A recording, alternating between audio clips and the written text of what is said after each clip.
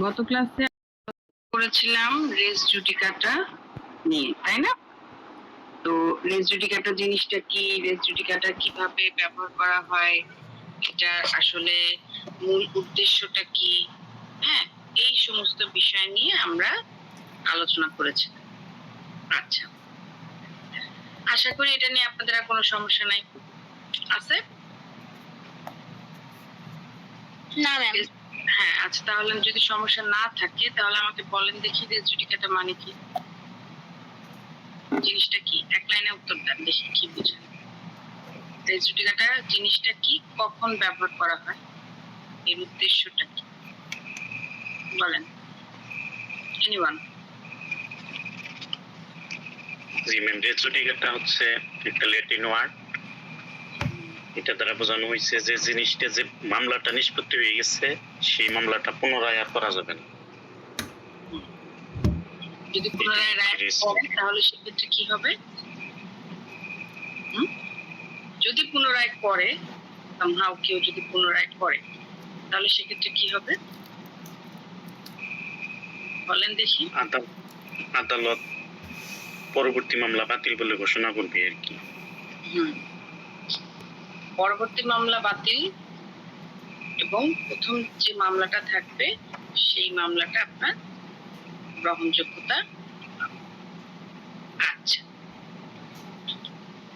এবার একটা ছোট্ট প্রশ্ন আপনাদের এখানে আছে, সেটা হচ্ছে রেস জুডিকাটা কি আপনার একতরফা ডিক্রির ক্ষেত্রে কার্যকর কিনা, বা একতরফা ডিক্রি জিনিসটা আসলে কি। ছোট্ট করে এক কথায় বলি, একতরফা ডিক্রি মানে কি। একতরফা ডিক্রি বলতে বোঝাচ্ছে আপনার এমন ডিক্রি যেটা নাকি একজনের উপস্থিতিতে রায় দেয়া হয়। আচ্ছা, একতরফা ডিক্রি সাধারণত বিবাদীর পক্ষে রায় হয় এবং বাদীর বিপক্ষে হয়। কিরকম? ফর এক্সাম্পল, ধরেন আপনি বাদী হয়ে একটা মামলা দায়ের করছেন বিবাদীর বিরুদ্ধে।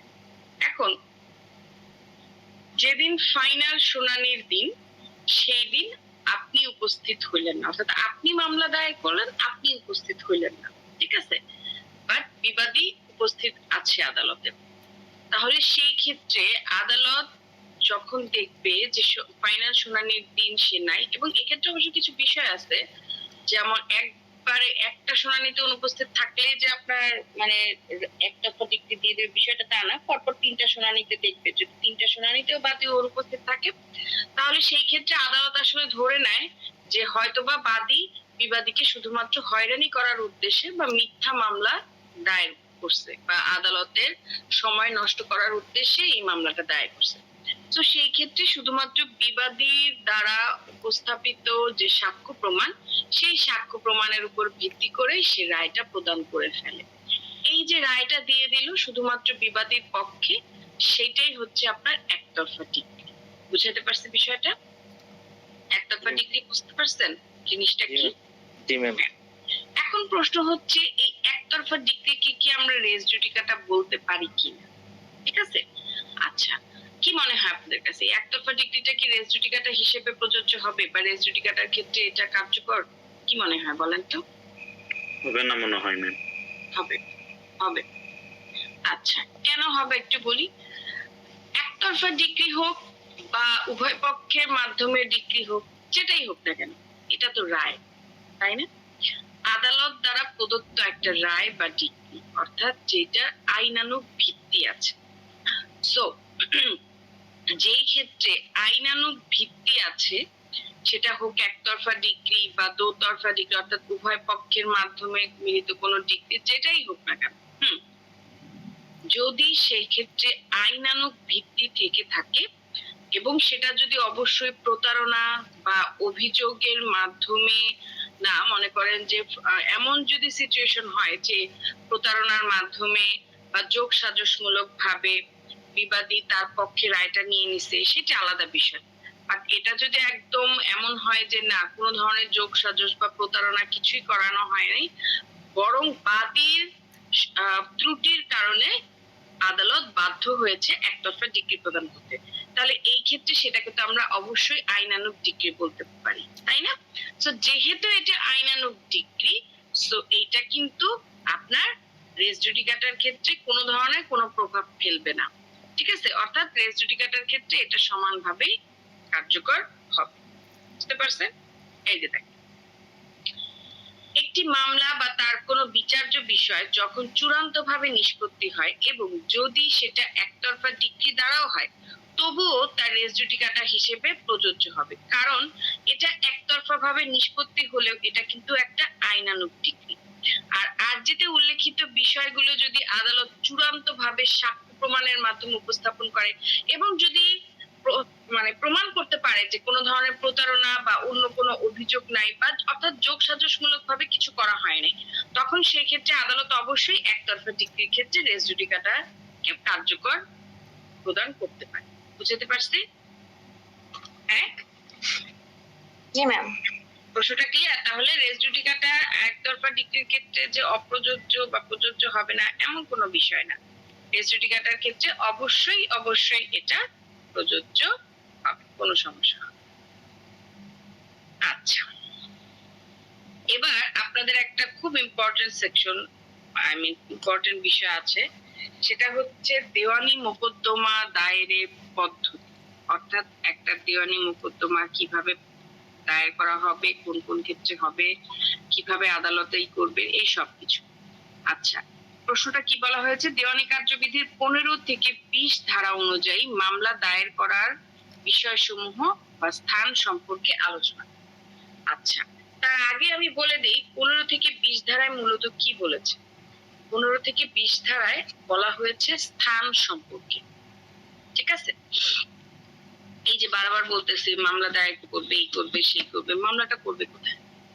এখন ধরেন আপনি ঢাকার বাসিন্দা, হ্যাঁ, আপনার ঢাকায় জায়গা, ঠিক আছে, ঢাকার জায়গা নিয়ে আপনাদের মধ্যে সমস্যা সৃষ্টি হয়েছে, কিন্তু আপনি হয়তো বা থাকেন সিলেট।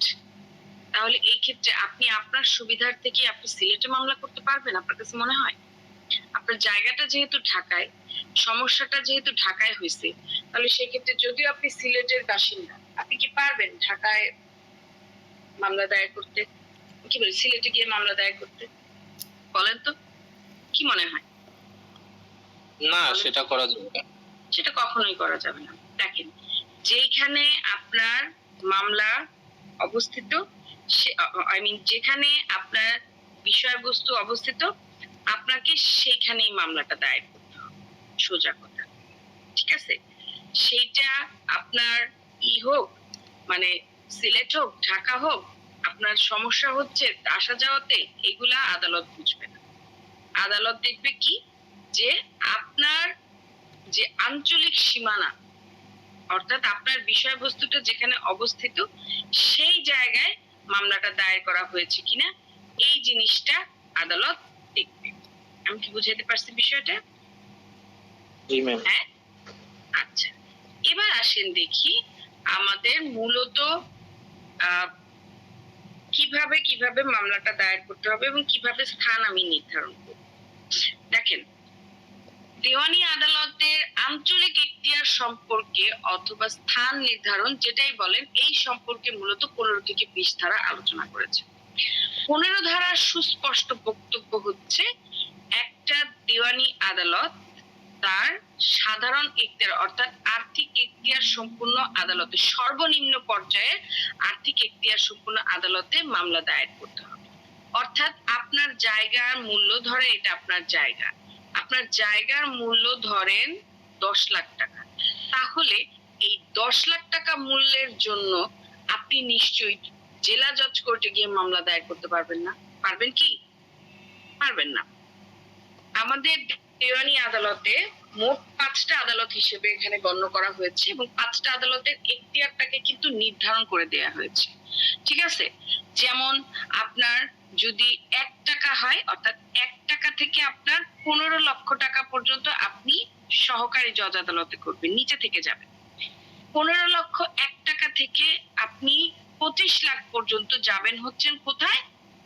সিনিয়র সহকারী জজ আদালত।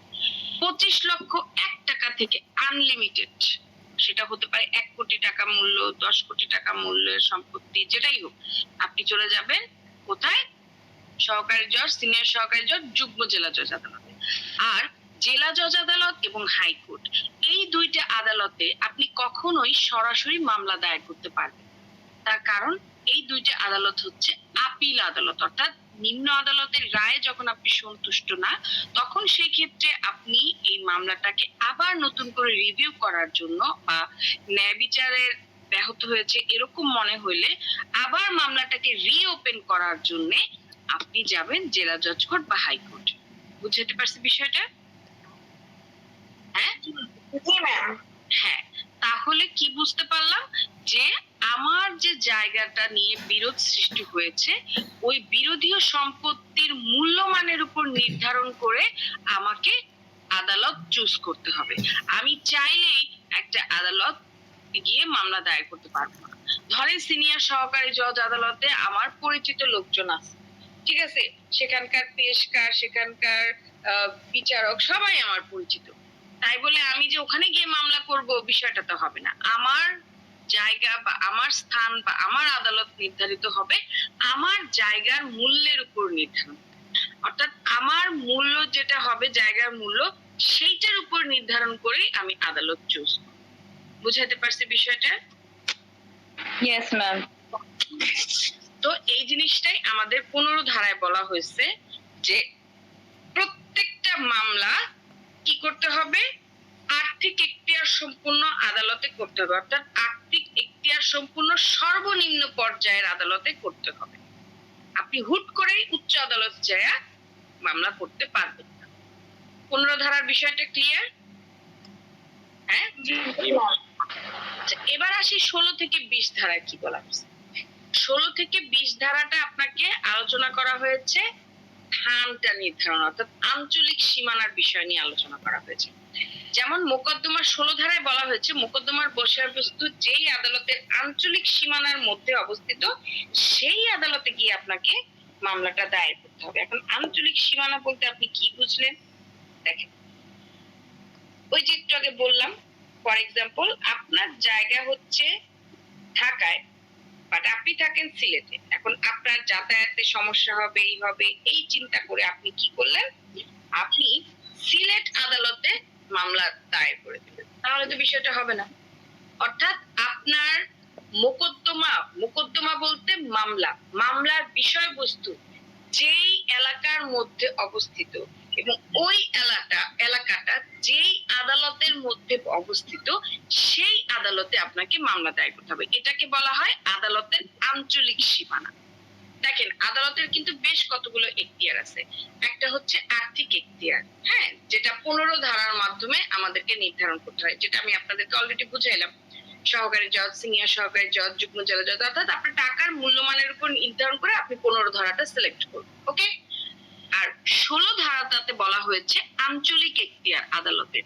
16 থেকে 20 ধারা টোটালটাই আপনার আঞ্চলিক এখতিয়ার বা স্থান নির্ধারণ করা হচ্ছে, মানে কোন জেলার কোন আদালতে আপনি মামলাটা করতে পারবেন এটা নির্ধারণ করতে বলা হয়েছে। আরেকটা হচ্ছে আপনার আপিল এখতিয়ার। হ্যাঁ, আপিল এখতিয়ারটার বিষয় নিয়ে যখন কথা বলবো সেটা হবে আপনার হাইকোর্ট বা উচ্চ আদালত, যেটা অর্থাৎ জেলা জজ আদালত বা হাইকোর্ট। তাহলে আমাদেরকে সব সময় একটা জিনিস মাথায় রাখতে হবে, আমি যখন একটা সিভিল মামলা দায়ের করব সেই ক্ষেত্রে আমাকে আদালতের যে এখতিয়ারগুলা এই এখতিয়ারগুলা ঠিকঠাক মতো ব্যবহার করতে হবে। আর্থিক এখতিয়ার, আঞ্চলিক এখতিয়ার, আপিল এখতিয়ার, এই 3টা এখতিয়ার যাতে আমি ঠিকঠাক মতো ব্যবহার করতে পারি সেই দিকে আমার নজরটা দিতে হবে। এই এখতিয়ারগুলোর কোনো একটা কিছু যদি মিসিং হয় বা ভুল হয়ে যায় তাহলে সেই ক্ষেত্রে কিন্তু আপনার আর্জিটা আদালত ফেরত দিয়ে দেবে। বুঝতে পারছি বিষয়টা? হ্যাঁ, ইয়েস ম্যাম। তার মানে কি বুঝলাম, 16 ধারার মূল কথা কি, আপনার মামলার বিষয়বস্তু যেই এলাকায় অবস্থিত ওই এলাকাটা যেই আদালতে অবস্থিত আপনাকে সেই আদালতে করতে হবে। এখন আপনার মামলার বিষয়বস্তু যদি ঢাকায় অবস্থিত থাকে তাহলে আপনাকে অবশ্যই ঢাকা জজ কোর্টে মামলাটা দায়ের করতে হবে, অর্থাৎ আপনার মূল্যমানের উপর নির্ভর করে। এখন আপনার জায়গার মূল্য যদি 1 কোটি টাকা হয় সেক্ষেত্রে আপনি অবশ্যই সহকারী জজ আদালতে যাবেন না, সেক্ষেত্রে আপনি যাবেন যুগ্ম জেলা জজ আদালতে। আর আপনার জায়গার মূল্য যদি 10 লাখ টাকা হয় সেই ক্ষেত্রে অবশ্যই আপনি যুগ্ম জেলা জজে যাবেন না, সেই ক্ষেত্রে আপনি যাবেন কোথায়, সহকারী জজ আদালতে। এইভাবে আপনাকে নির্ধারণ করতে হবে 16 ধারার বিষয়। আচ্ছা, এখন 16 ধারায় আপনার কয়েকটা সেক্টরের কথা বলা হয়েছে যে মূলত কোন কোন ক্ষেত্রে আমাকে ওই এলাকাটাতেই মামলা করতে হবে। কেন এই কথাটা বলছি একটু বলি। দেখেন আমরা তো জানি যে সিভিল মামলা বলতে কিন্তু শুধুমাত্র আপনার কি বলে এটাকে জমি জমা সংক্রান্ত মামলা বোঝাচ্ছে না। বোঝাচ্ছে কি? সিভিল মামলা বলতে কি বোঝাচ্ছে বলেন তো? সিভিল মামলা বলতে কত ক্যাটাগরির মামলা বোঝায় বলেন আমাকে।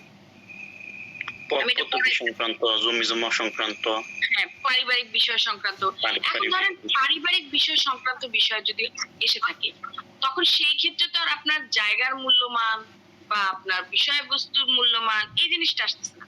সেই ক্ষেত্রে কি নির্ধারিত হবে? ধরেন হাজবেন্ড ওয়াইফ নিয়ে ধরেন একটা ডিভোর্সের মামলা বা ধরেন একটা দেনমোহরের মামলা। হ্যাঁ, সোজা কথা। আচ্ছা আমাকে 2 মিনিট দেন, আমি আমার ল্যাপটপে চার্জ শেষ হয়ে গেছে।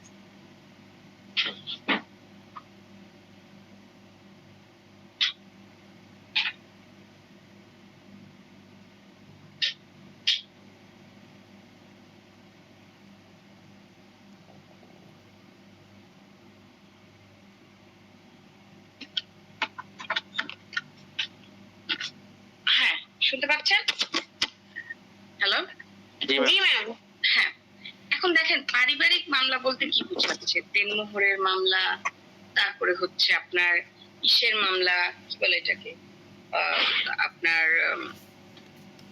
ডিভোর্সের মামলা।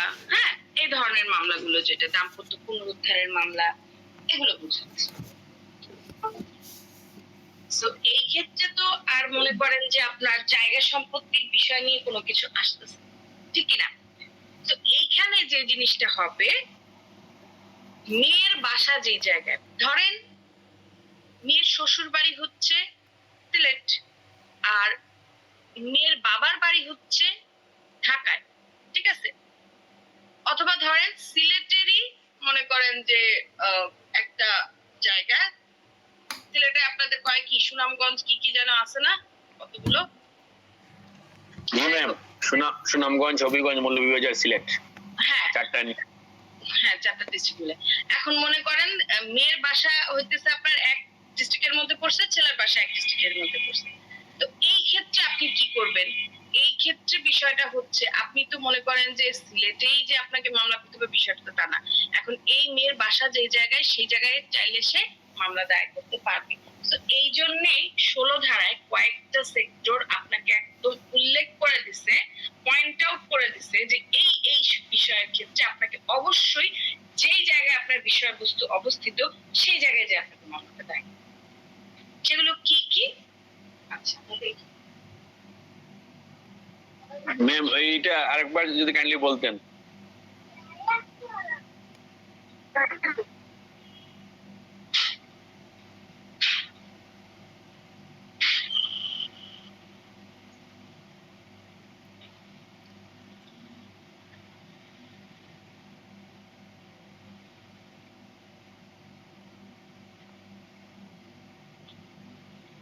আচ্ছা, তো এইখানে আপনার কি বলা হয়েছে? স্থাবর সম্পত্তির পুনরুদ্ধারের মামলা, অর্থাৎ স্থাবর সম্পত্তির দখল পুনরুদ্ধারের মামলা যদি আপনি করতে চান সেই ক্ষেত্রে আপনাকে যেই জায়গায় আপনার সম্পত্তিটা নিয়ে বিরোধ সৃষ্টি হয়েছে সেই জায়গায় করতে হবে।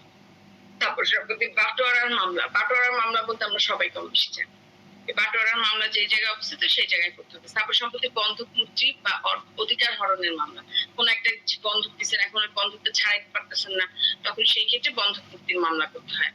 তারপরে স্থাবর সম্পত্তির সত্ত্ব বা অধিকার নির্ণয়ের মামলা, অনিষ্টের জন্য ক্ষতিপূরণের মামলা, আটক বা প্রকৃত অস্থাবর সম্পত্তি উদ্ধারের মামলা। এই যে মামলাগুলোর কথা বললাম আমি, এই মামলাগুলো আপনাকে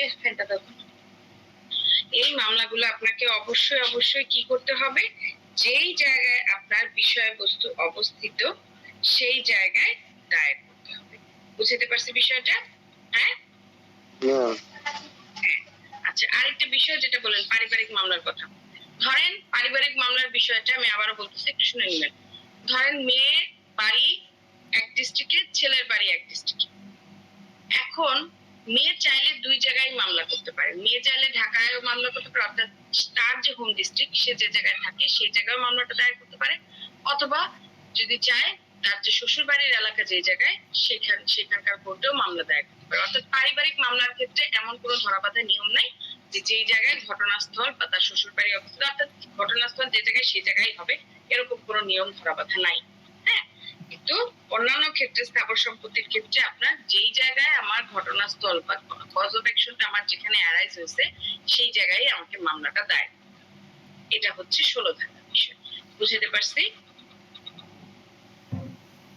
হ্যাঁ, Yes, ma'am. জি ম্যাম। আচ্ছা, এবার আসি 17 ধারায়। 17 ধারায় কি বলছে? 17 ধারায় বলা হয়েছে যখন আপনার জায়গাটা কোন এলাকার মধ্যে পড়ছে এইটা যখন অনিশ্চিত আপনি বুঝতে পারতেছেন, তখন সেই ক্ষেত্রে আপনি কি করবেন? এরকম হয় না অনেক সময়, ধরেন আপনার জায়গা এটা, এই জায়গার অর্ধেক অংশ পড়ছে আপনার ঢাকার মধ্যে, অর্ধেক অংশ পড়ছে গাজীপুরের মধ্যে, অর্থাৎ শেষ সীমানার মধ্যে গিয়ে পড়ছে। অর্ধেক অংশ ঢাকায়, অর্ধেক অংশ গাজীপুর। সেক্ষেত্রে আপনি কিভাবে মামলাটা দায়ের করবেন? কোন আদালতে মামলা দেবেন? ঢাকায় করবেন না গাজীপুরে করবেন? স্বাভাবিক আপনার একটা কনফিউশন অ্যারাইজ হবে না? তো এই ক্ষেত্রে 17 ধারায় বলা হচ্ছে যদি এমন সিচুয়েশন সৃষ্টি হয় যে কোন একটা মামলা আপনার দুই আদালতের সীমানার মধ্যে পড়ছে, অর্থাৎ কোন একটা জায়গার দুই জায়গার মাঝামাঝিতে পড়ছে, তখন সেই ক্ষেত্রে দুইটা আদালতের যে কোনো একটা আদালতে মামলা দায়ের করা যাবে। দেখেন, স্থাবর সম্পত্তি ক্ষতির কারণে যে মামলা করা হয় তা যদি বিভিন্ন আদালতের এখতিয়ারের মধ্যে থাকে, দেন সম্পত্তির অংশ বিশেষ যেই আদালতের এখতিয়ারের মধ্যে অবস্থিত সেই আদালতে মামলা করা যাবে। অর্থাৎ মামলার বিষয়বস্তুর মূল্য আদালতের এখতিয়ার সম্পত্তি। ঠিক আছে? তাহলে কি বলছে? আপনার যদি এখানে আপনার জায়গাটা দুইটা এলাকার মধ্যে পড়ে, হ্যাঁ, তখন সেই ক্ষেত্রে যদি অর্থাৎ মামলাটা এমন ভাবে আপনার হচ্ছে যে জায়গাটা আপনার এমন ভাবে আপনার কাছে পড়ছে যে সেটা দুইটা আদালতের আঞ্চলিক এখতিয়ারের মধ্যে পড়তেছে, তখন সেই ক্ষেত্রে আপনি দুইটা আদালতের যে কোনো একটা আদালতে যে মামলা করবেন, কিন্তু এক্ষেত্রে অবশ্যই আপনার আর্থিক এখতিয়ারটা সঠিক রাখতে হবে। বুঝতে পারছি? আর্থিক এখতিয়ারটা সঠিক বলতে কি বোঝাচ্ছে? আপনার জায়গার মূল্য যদি 10 লাখ টাকা হয় তাহলে আপনি সহকারী জজে যাবেন, যদি 25 লাখ টাকা হয় তাহলে সেই ক্ষেত্রে আপনি যাবেন যুগ্ম জেলা জজে। এরকম যে বিষয়গুলো, অর্থাৎ আর্থিক এখতিয়ারটা আপনার ঠিকই থাকবে, এটা কোনো চেঞ্জ হবে না, কিন্তু আঞ্চলিক এখতিয়ারের ক্ষেত্রে আপনার যদি সেটা দুইটা আদালতের যে কোনো একটা আদালতে পড়ে তাহলে সেই ক্ষেত্রে আপনার যে কোনো একটাতেই আপনি মামলা দেন। বুঝতে পারছেন? হ্যাঁ, জি ম্যাম। আচ্ছা, এইটা হচ্ছে আমাদের 17 ধারার বিষয়। অর্থাৎ এই ক্ষেত্রে একটা জিনিসই বারবার বলতেছে, আঞ্চলিক এখতিয়ারের আপনার নিশ্চয়তা। আচ্ছা, ঠিক আছে। এরপরে 18 ধারায় বলা হচ্ছে যে আপনার কি আঞ্চলিক এখতিয়ার যে ক্ষেত্রে আপনার অনিশ্চিত। আচ্ছা, আঞ্চলিক এখতিয়ার অনিশ্চিত মানে কি বোঝাচ্ছে? দেখেন, যখন আদালতের আঞ্চলিক এখতিয়ার অনিশ্চিত, অর্থাৎ যখন বিরোধীয় স্থাবর সম্পত্তি যেখানে অবস্থিত সেটা যদি অনিশ্চিত হয়, তখন এই ধারার অধীন যে কোনো একটা আদালতে মামলা দেবে। দেখেন, একটা জিনিস একটু খেয়াল করবেন, 17 এবং 18 দুইটা ধারা একদম সিমিলার। হ্যাঁ, দুইটা ধারায় আপনার আঞ্চলিক এখতিয়ারের কথা বলা হয়েছে এবং দুইটা ধারারই একটাই বক্তব্য, দুইটা আদালতের যে কোনো একটা আদালতে গিয়ে আপনি মামলাটা দায়ের করতে পারবেন। বাট একটা সূক্ষ্ম জিনিসের এখানে হেরফের আছে। দেখেন, 17 ধারায় বলছে যদি আঞ্চলিক এখতিয়ার আপনার নিশ্চিত থাকে তখন সেই ক্ষেত্রে আপনি 17 ধারার আন্ডারে মামলা করবেন, আর যদি আঞ্চলিক এখতিয়ার অনিশ্চিত তখন সেক্ষেত্রে আপনি 18 ধারা। আচ্ছা, এখন একটু বুঝে, এই যে বললাম এই জায়গাটা আপনার দুইটার মধ্যে পড়ছে, ঢাকা আবার গাজীপুর, দুইটার মধ্যে পড়ছে। ঠিক আছে? এখন এই ক্ষেত্রে আপনি হয় ঢাকায় করতে পারবেন নয় গাজীপুরে করতে পারবেন। এক্ষেত্রে দেখেন আপনি নিশ্চিত, কিন্তু আপনি নিশ্চিত যে আপনার জায়গাটা ঢাকা এবং গাজীপুরের মাঝামাঝিতে পড়ছে, আপনি এটা একদম নিশ্চিত। এক্ষেত্রে আপনার কোনো সন্দেহ নেই এবং স্পষ্টত দেখাও যাচ্ছে, বোঝাও যাচ্ছে যে অর্ধেক অংশ গাজীপুরে পড়ছে, অর্ধেক অংশ আপনার ঢাকায় পড়ছে, একদম নিশ্চিত। কিন্তু ধরেন এই যে আপনার জায়গা, অনেক সময় আমাদের এরকম হয় না যে এইটা যে আমাদের জায়গা আমরা জানি, আমার বাবা মারা গেছে, তারপরে হয়তো বা বাবা মারা গেছে, দাদা মানে আমার ধরেন আমার দাদার বেলার একটা সম্পত্তি ছিল, আমার বাবাও জানে না। আজকে আমার বাবা মারা গেছে, আমরা জানতে পারছি যে এই প্রপার্টিটা আমাদের। এরকম হয় না অনেক সময়? হয়তো জি ম্যাম। জায়গা বের হয়, নতুন করে জায়গা বের হয় হয়তো। তো এরকম সিচুয়েশন যদি আপনার হয় যেটা নাকি অনিশ্চিত, মানে আপনি জানতেছেন যে আপনার জায়গা আছে ঢাকা গাজীপুরের কোথাও, আপনার জায়গা আছে, ধরেন গাজীপুরে এখানে অনেকগুলো জায়গা, হ্যাঁ অনেকগুলো জায়গা, ধরেন এই যে সীমানাটা, এটা ঢাকার শেষ সীমানা, ঢাকা এবং গাজীপুরের লাস্ট শেষ সীমানা, ঠিক আছে? এখানে অনেকগুলো জায়গা আছে, ঠিক আছে, অনেকগুলো জায়গা আছে, এদিকেও ঢাকার আপনার অনেকগুলো জায়গা আছে, বাট আপনি অনিশ্চিত আসলে, মানে কোনটা যে আপনার জায়গা, মানে আপনি বুঝতে পারতেছেন আপনার কি ঢাকার মধ্যে জায়গাটা পড়ছে না গাজীপুরের মধ্যে জায়গাটা পড়ছে, এটা আপনি আসলে বুঝতে পারতেছেন না। বাট এতটুকু শিওর যে জায়গাটা আপনার নামে খারিজ করা, বা আপনি এই জায়গায় মালিক পাবেন, অর্থাৎ ওয়ারিশ হচ্ছে এই সম্পত্তির মালিকটা আপনি, কাগজপত্র আপনার কাছে আছে। কিন্তু যে অনেক আগের কাগজপত্র আছে না, যেগুলোতে মনে করেন যে ঠিকঠাক মতো আপনার দাগ নাম্বার, খুতিয়ার নাম্বার এগুলো ঠিকঠাক নাই, অনেক আগের যে বিষয়গুলো, ওই রকম সিচুয়েশন যদি হয় তখন সেই ক্ষেত্রেও আপনি যে কোনো একটা আদালতে মামলা দায়ের করতে পারবেন, ঢাকায় অথবা গাজীপুরে। এবং পরবর্তীতে যখন উপযুক্ত সাক্ষ্য প্রমাণের মাধ্যমে ফাইনাল প্রমাণ হয়ে যাচ্ছে যে না আপনার জায়গাটা ঢাকার মধ্যে না গাজীপুরে, সেক্ষেত্রে আপনার এইখান থেকে ধরেন ঢাকা কোর্টে আপনি মামলা করছেন, এখান থেকে মামলা নথিপত্র সবকিছু আপনার ঢাকা কোর্টে ট্রান্সফার করে দেওয়া, এটা পরের বিষয়। কিন্তু যখন আপনি অনিশ্চিত, বাট আপনি জানতেছেন, বুঝতেছেন যে হ্যাঁ আমার জায়গা আছে, কিন্তু কোনটা আমার জায়গা, আমার কি ঢাকার এই জায়গা, ঢাকার মধ্যে যে সীমানার মধ্যে পড়ছে এইটা আমার জায়গা, নাকি গাজীপুরের এই সীমানার যে দাগ নাম্বারটা এইটা আমার, এটা আপনি অনিশ্চিত, তখন সেই ক্ষেত্রে আপনি 18 ধারার আন্ডারে মামলাটা দায়ের করবেন। যে কোনো একটা আদালতেই করতে পারবেন 18। কিন্তু যখন আপনি নিশ্চিত একদম যে ঢাকার এখানে আমার অর্ধেক আছে, গাজীপুর এখানে আমার অর্ধেক, অর্থাৎ দুই জায়গায় আমার পার্টি আছে, এটা আপনি একদম 100% শিওর, অর্থাৎ আপনার দাগ নাম্বার, খুতিয়ার নাম্বার, এসএ আর এভরিথিং ওকে, তখন সেই ক্ষেত্রে আপনি এই দুইটা জায়গায় যে কোনো একটা জায়গায় করবেন, ঠিকই আছে, বাস 17 ধারায়। 17-18 বিষয়টা বুঝছেন? মানে দুইটাই সিমিলার, যে কোনো একটা আদালতে করবেন, দুইটা কথায় সেম কথা, শুধু একটা সূক্ষ্ম পার্থক্য, যেই ক্ষেত্রে আপনি নিশ্চিত যে আপনার জায়গার দাগ নাম্বার কোনটা, সেই ক্ষেত্রে আপনি করবেন 17 ধারায়। আর যেই ক্ষেত্রে আপনি অনিশ্চিত আপনার জায়গার দাগ নাম্বার কোনটা আপনি জানেন না, বুঝতেছেন না, সেই ক্ষেত্রে আপনি করবেন 18 ধারায়। ক্লিয়ার? বুঝতে পারছি। জি ম্যাম। একটু ক্রিটিক্যাল, কিন্তু বুঝতে পারলে একদম easy। এবার হচ্ছে 19 ধারা। 19 ধারার বিষয় হচ্ছে আপনার ব্যক্তি বা কোনো অস্থাবর সম্পত্তির অনিষ্টের জন্য ক্ষতিপূরণ। এটা একটু বুঝাই। ধরেন আপনি গোল্ডের বিজনেস করেন, ঠিক আছে, বা ধরেন আপনি মানে যে কোনো একটা বিজনেস করেন, কাঁচামালের বিজনেস বা যেটাই করেন, মানে এক শহর থেকে অন্য শহরে আপনি ট্রান্সফার করেন, এই ধরনের কোনো বিজনেস আপনি করেন। ধরেন আপনি ঢাকা থেকে আপনার যে মানে জিনিসপত্রগুলো আছে ব্যবসার উদ্দেশ্যে, যে কাঁচামাল বা জিনিসপত্র, প্রোডাক্ট যেটাই হোক, সেটা নিয়ে আপনি সিলেটে গেলেন বা কক্সবাজার, যেখানে আপনার গন্তব্যস্থল সেখানে।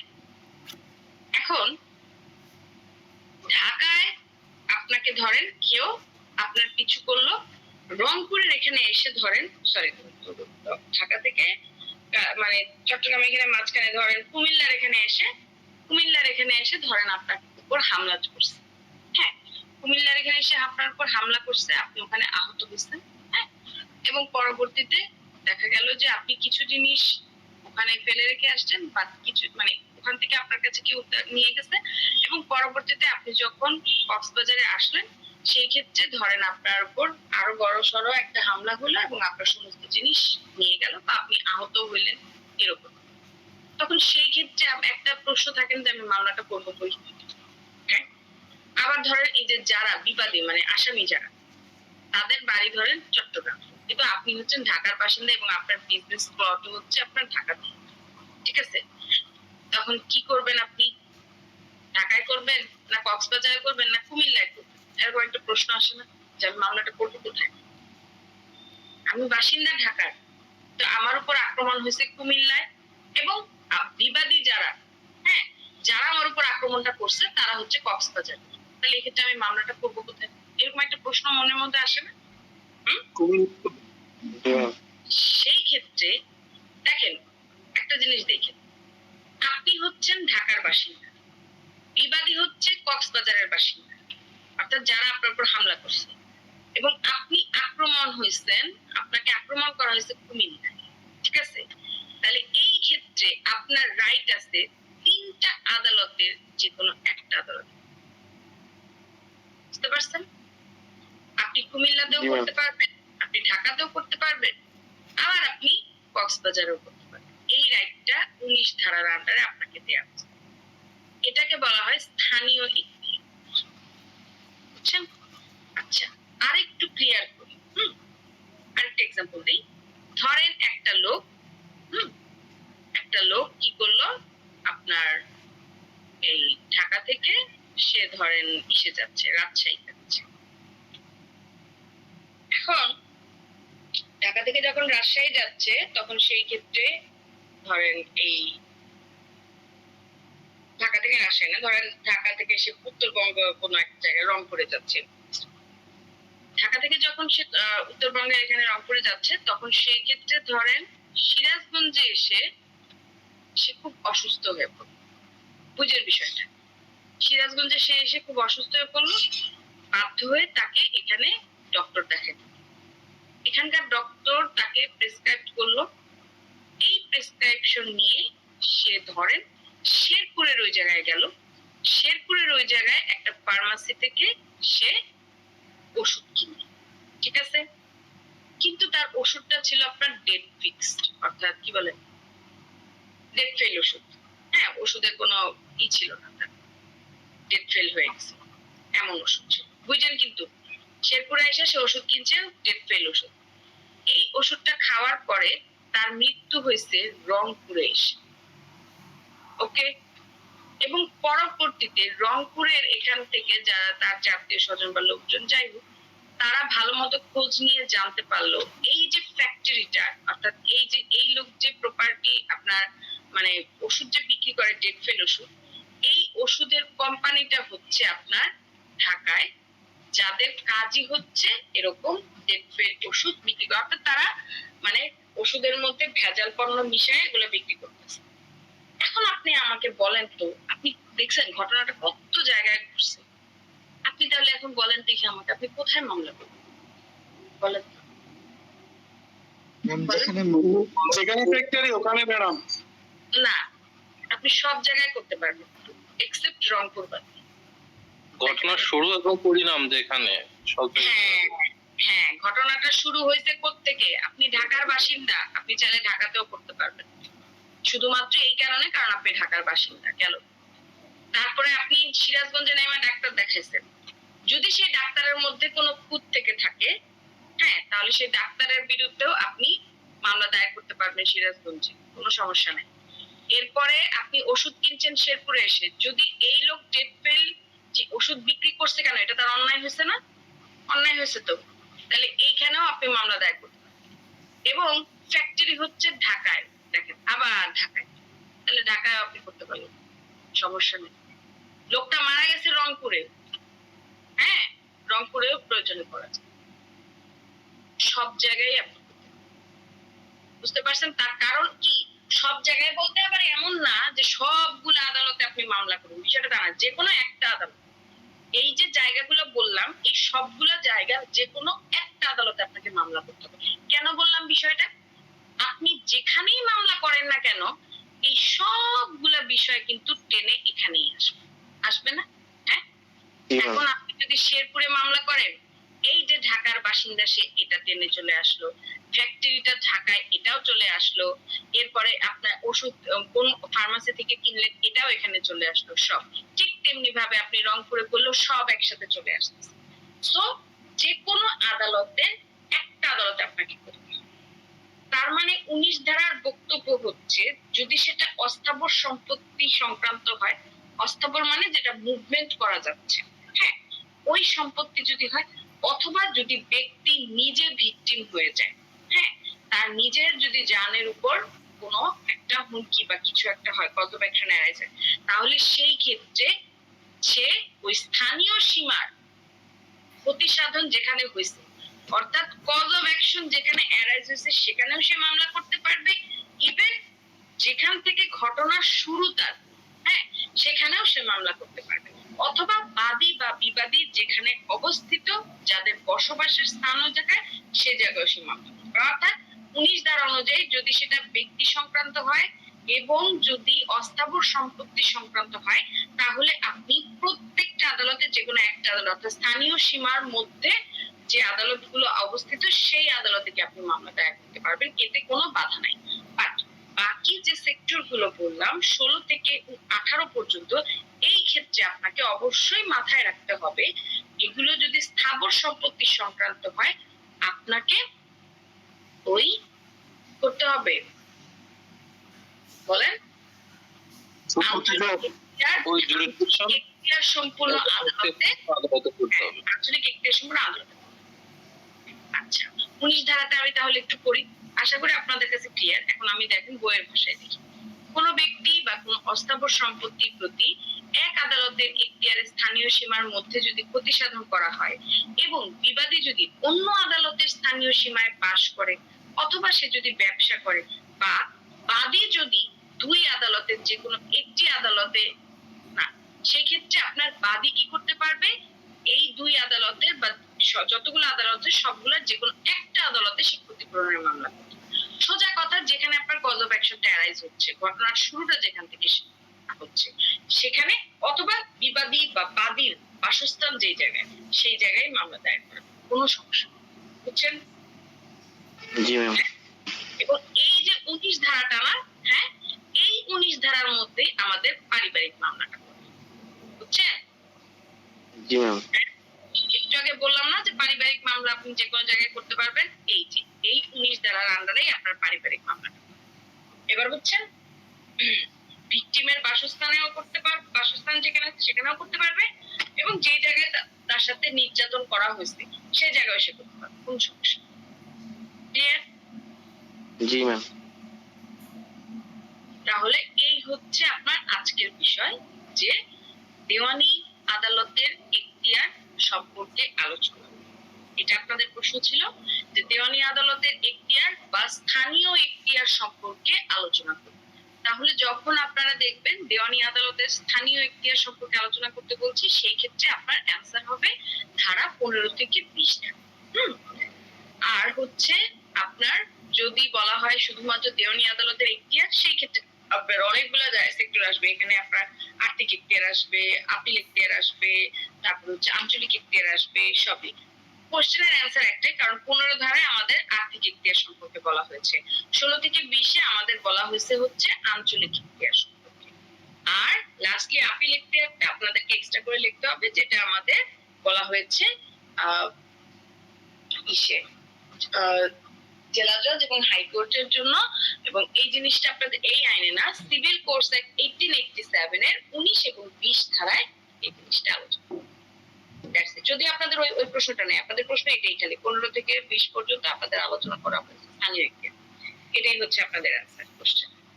আর আরেকটা প্রশ্ন ছিল, সেটা হচ্ছে আপনাদের একতরফা ডিক্রি বলতে কি বুঝো।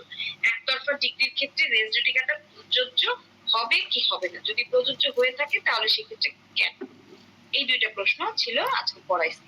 এই দুইটা প্রশ্ন নিয়ে কার কোনো সমস্যা আছে না? কেন বলেন? একতরফা ডিগ্রি জি না ম্যাম। কি কত প্রকার প্রতিকার আছে? কোথায় কত প্রকার প্রতিকার আছে? একতরফা ডিগ্রির বিরুদ্ধে কত প্রকার প্রতিকার আছে? ও, একতরফা ডিক্রির বিরুদ্ধে আপনি আপিল দায়ের করতে পারবেন, কারণ এটা হচ্ছে একটা ডিক্রি। হ্যাঁ, আপিল দায়ের করতে পারবেন। যদি আপনি আপিলে হেরে যান, অর্থাৎ আপিল আদালতের মাধ্যমে যদি যে রায়টা দিবে সেই রায়টা যদি আপনার পক্ষে না হয়, আপনি যদি সন্তুষ্ট না হন, তাহলে সেই ক্ষেত্রে পরবর্তীতে আপনি আবার রিভিশন দায়ের করতে পারবেন।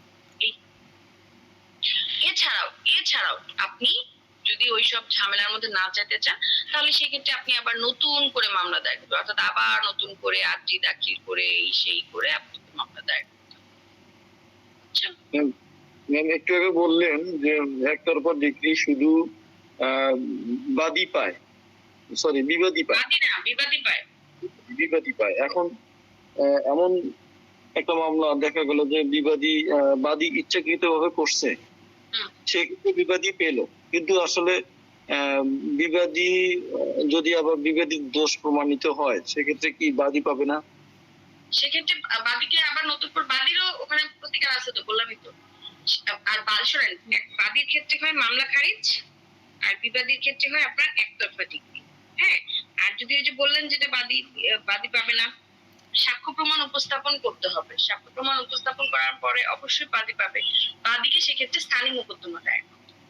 নতুন করে কি মামলা করতে হবে? হ্যাঁ, নতুন করে মামলা করতে পারে অথবা স্থানীয় মোকদ্দমা দায়ের করতে পারে। ঠিক আছে। বুঝছেন? দুইটা অপশন আছে, হয় সে স্থানীয় মোকদ্দমা দায়ের করতে পারবে, না হয় সে নতুন করে মামলা, অথবা আরেকটা প্রতিকার আছে, সে রিভিশন দায়ের করতে পারে।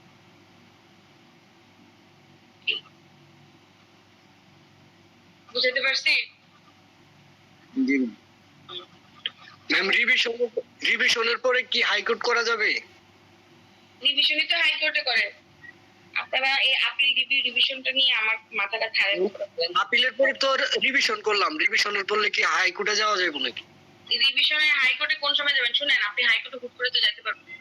আমার কথা শুনেন, আপনার মামলা হচ্ছে সহকারী জজ আদালত। আপনি কি হাইকোর্টে এখন যেতে পারবেন?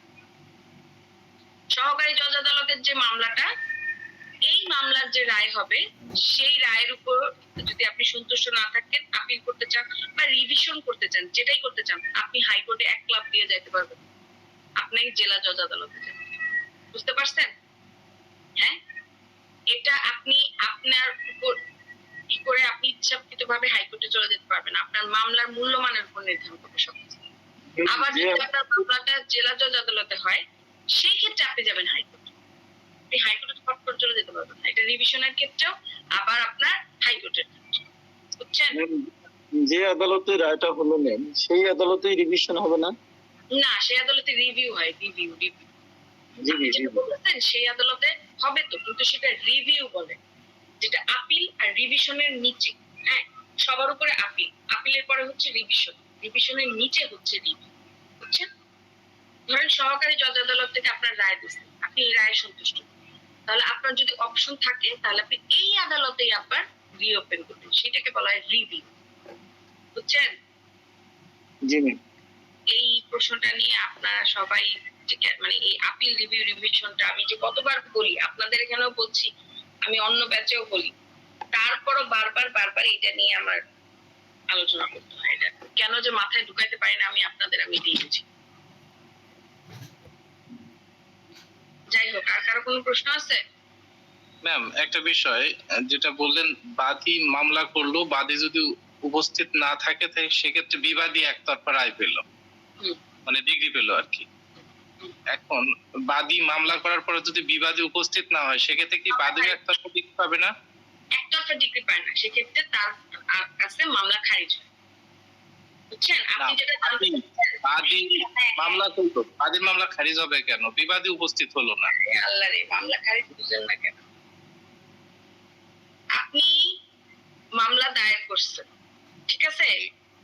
মানে হচ্ছে আপনি যে মামলাটা দায়ের করলেন, আপনি উপস্থিত, কিন্তু বিবাদী আসে নাই, তাহলে সেক্ষেত্রে মামলা মানে একই জিনিস, মানে মামলা খারিজ মানে মামলাটা ডিসমিস, মানে হচ্ছে বিবাদী আসলেই ঘটনা সত্য, বাদী যেই প্রতিকারগুলো দাবি করছে বা যেই এলিগেশন গুলো দাঁড় করাইছে আসলেই ঘটনা সত্য, এই কারণে বিবাদী উপস্থিত হয়নি, এই মর্মে আদালত মামলাটাকে খারিজ করে দেয়, ডিসমিস করে দেয়, অর্থাৎ বাদীর পক্ষেই রায় দেয়। বুঝতে পারছেন? সেটাই বলতে, সেটা কি বাদীর পক্ষে ডিগ্রি হলো না? না, ওটাকে ডিগ্রি বলা হয় না, ওটাকে বলা হয় মামলা খারিজ। বুঝছেন? আর বিবাদীর পক্ষে যেটা হয় সেটাকে বলা হয় একতরফা ডিগ্রি। এবার বুঝছেন? দুইটার নাম দুই রকম। অনেকে ভাবে যে মামলা খারিজ হয়ে গেল তার মানে তো আমার বিপক্ষে রায় হলো। না, আমার পক্ষেই রায় হলো, আমি মামলা দায়ের করছি। হ্যাঁ, ধরেন স্থাবর সম্পত্তি পুনরুদ্ধারের জন্য আমি মামলা দায়ের করছি আপনার বিরুদ্ধে, এখন আপনি উপস্থিত, তাহলে সেই ক্ষেত্রে আদালত আমি যে সাক্ষ্য প্রমাণগুলো উপস্থাপন করছি সেই সাক্ষ্য প্রমাণের উপর ভিত্তি করেই আদালত আমার পক্ষে মামলাটা খারিজ করে দিবে, আমার পক্ষে, অর্থাৎ আমার পক্ষে রায় দিয়ে মামলাটা ডিসমিস করে দিবে। বুঝতে পারছেন? এই ডিসমিসকে বাংলায় বলা হয় খারিজ। এবার বুঝছেন? জি, খারিজ বলতেই তো আমরা বুঝি মনে মামলা শেষ, মামলাটা মামলা তো শেষই হয়ে গেল, এখন বিবাদী উপস্থিত হয় নাই, বিবাদী যেখানে উপস্থিত হয় নাই, তার মানে আমরা এটাই ধরে নিচ্ছি যে পরপর 3টা নোটিশ দেওয়া হয়েছে, তারপরে সে উপস্থিত হয় নাই, যেহেতু তার মানে এই জায়গায় আর আমার মামলাটা সামনের দিকে টানার কিছুই নেই, তাহলে এখন আমি বাদীর পক্ষে রায় দিয়ে আমি মামলাটা ডিসমিস বা খারিজ করে শেষ, মামলা শেষ করে দিলাম। এখন যদি বিবাদী চায় যে না আমি এই মানে এই অমুক সমস্যা ছিল, এই সমস্যা ছিল, সে যদি আবার মামলাটাকে রিওপেন করতে চায়, সেক্ষেত্রে সে আবার আদালতের কাছে দরখাস্ত দায়ের করবে। হ্যাঁ, দরখাস্ত দায়ের করে সেক্ষেত্রে তার আরো প্রতিকার আছে। এই হচ্ছে ব্যাপার। ম্যাম এটা কি ফৌজদারি ইয়েতে হয়? ফৌজদারি সিভিলের ক্ষেত্রে, এটা সিভিলের ক্ষেত্রে, এটা ফৌজদারির বিষয়। ফৌজদারি তো হয় না ম্যাম? না না, সিভিলের ক্ষেত্রে। ফৌজদারি তো হয় না। ফৌজদারি ওখানে হচ্ছে আপনার ফৌজদারি মানেটা কি? ফৌজদারি মানে হচ্ছে ক্রিমিনাল মামলা। ওখানে যদি আপনি সিরিয়াস কোনো মামলা হয়ে থাকে আপনাকে ডিরেক্ট অ্যারেস্ট করবে, রিমান্ডে নিবে, সেই জায়গায় তো আপনার এই মানে ই করে ওপেনলি ঘুরে বেড়ার কোনো অপশন নেই। একমাত্র জামিন ছাড়া আপনি তো ওপেনলি ঘুরে বেড়াতে পারতেছেন। তো ওই ক্ষেত্রে এইগুলোর কোনো নেই। ওখানে আপনি অন্যায় করতে, দোষ প্রমাণ হয়েছে, বাস আপনি কাস্টডি শেষ। এই আচ্ছা ওই ক্ষেত্রে এইসব ঠিক আছে। কিছু, এবং ওই ক্ষেত্রে নতুন করে কোনো আপনার অপশন নাই। সেক্ষেত্রে আপনি এক আপিল করবেন উচ্চ আদালতে গিয়ে, দ্যাটস ইট। ওই ক্ষেত্রে আপনি আবার নতুন করে মামলা করবেন, এই করবেন, সেই করবেন, সানি মোকদ্দমা করবেন, এগুলো কিছু। সিভিলের ক্ষেত্রে এই সুযোগগুলো আছে। তার কারণ হচ্ছে সিভিলের বিষয়টা তো আপনার এত বড় ধরনের কোনো অপরাধ, এটা তো পারিবারিক বিষয় নিয়েই আলোচনা হয় সবকিছু। ঠিক আছে? জি ম্যাম। এই হচ্ছে। তো ঠিক আছে, আশা করি আর কারো প্রশ্ন নাই। ওইখানে শেষ করতেছি। ওকে।